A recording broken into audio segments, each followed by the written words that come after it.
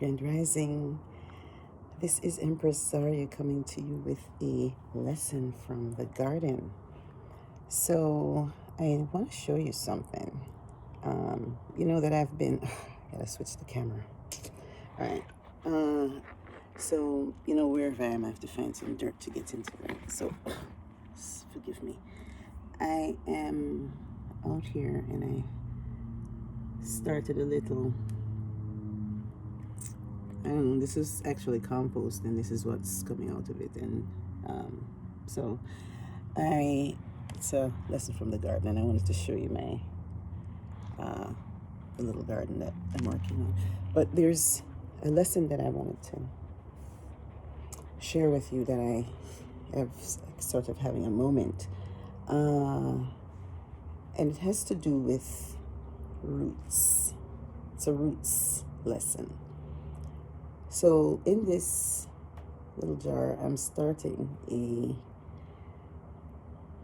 trying to get this going again so that I don't have to buy a new plant, right? So my basil plant was having some issues.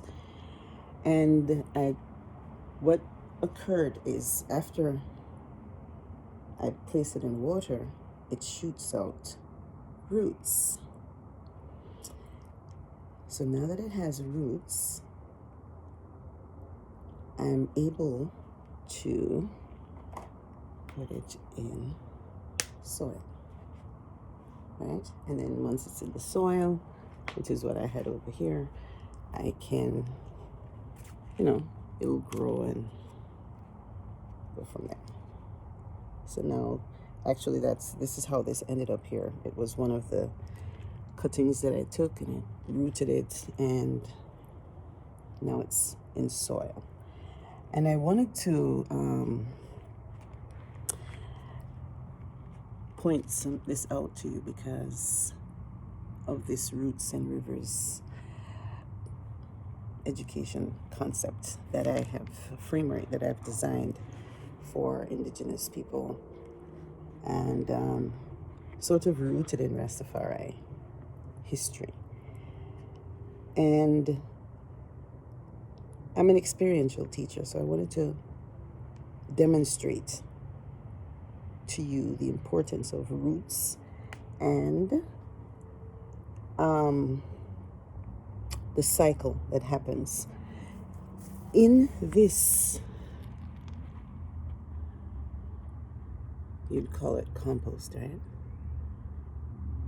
So what I do is I take all my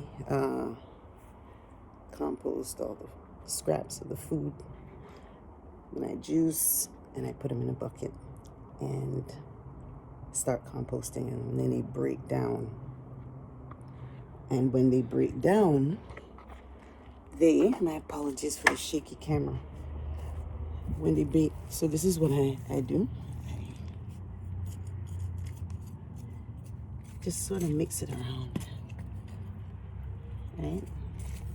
I mix it around, and then it just breaks down. The heat breaks it down, and it becomes soil, dirt, right?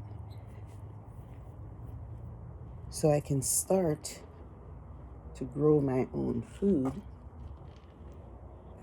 This is what happened. This is from breakdown of food that had decomposed then.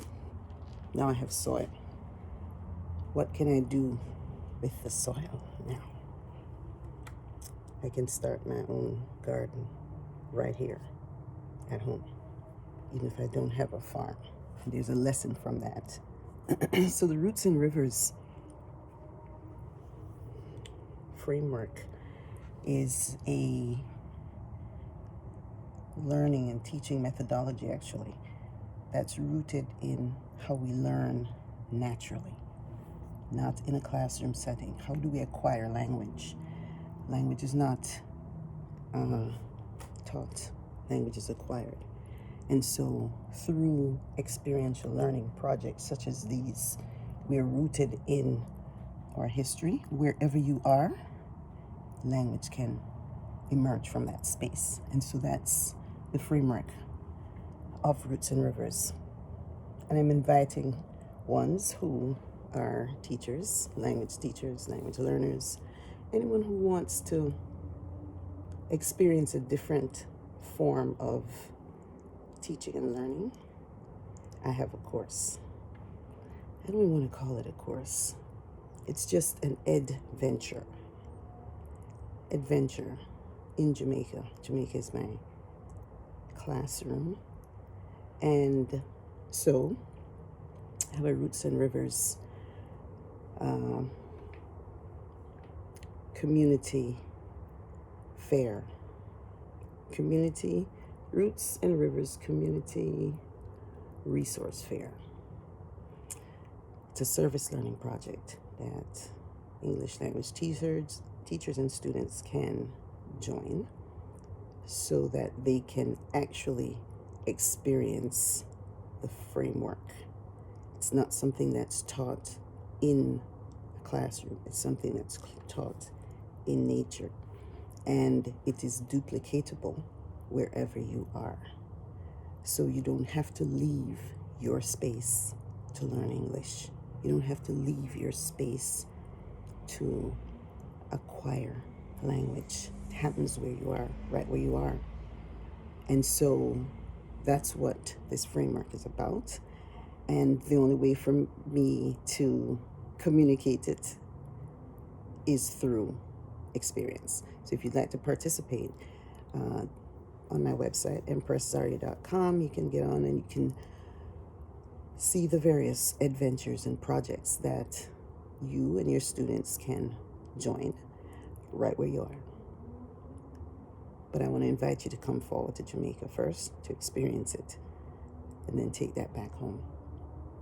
I'm also going to be presenting at the Sunshine State TESOL conference, October 11th through 12th. If you'd like to have personal coffee time or engage with members of the Roots and Rivers framework and experience it through what we call a Trenchtown experience, you can pre-register to be able to participate. My apologies. I'm just wanting to demonstrate that teaching and learning can happen right where you are, in whatever you're wearing, whichever space you are in. And there's no need to travel and test and stress ourselves out to learn English.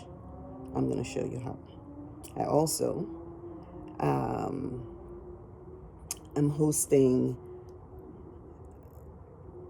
sort of like a teacher roundtable, a podcast with teachers on Sundays, other colleagues, parents, anyone interested in peer reviewing my research that this is based upon. It's called Who is the Knower? And Reggae is the River. So I have 2 papers that I'm inviting ones to review and critique and share your suggested improvements and whatever else you'd like to share. But you can do that also on Sundays when I have an open round table and we have reasonings around that.